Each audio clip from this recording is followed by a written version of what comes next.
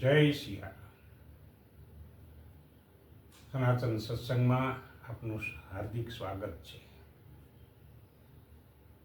આપણે 7 સમુદ્રની વાત ચાલે છે કે આ સત્સંગ છે, એમાંય પાછો સનાતન સત્સંગ.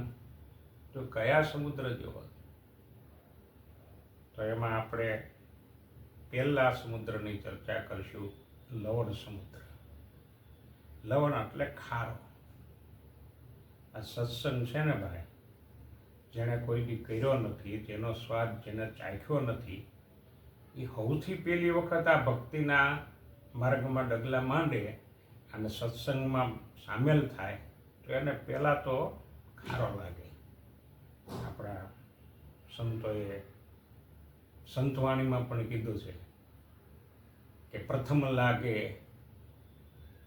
ખારો ને કડવો, પછી આંબા કેરી શાક. જો પેલા શરૂઆતમાં જ કડવો લાગે, તુરો લાગે, પછી આંબાની હાંક જે પાકેલી એ મીઠી લાગે, એવો આનો મીઠો સ્વાદ લાગે.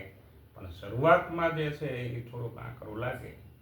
સત્સંગ કરવો એ હાવ એકદમ ગમી જાય એવું તો ભાગ્યે જ બને, પણ એને ગમાડવો પડે. ને જો ધીરે ધીરે આ સત્સંગની આદત પડી જાય તો એ આપણને એક પછી એક સમુદ્ર વટાવતા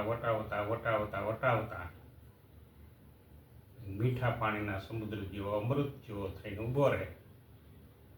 તો આજે આટલું. કાલે આપણે બીજા સમુદ્રની વાત લઈશું. મારી સાથે જોડાયેલા રહીજો.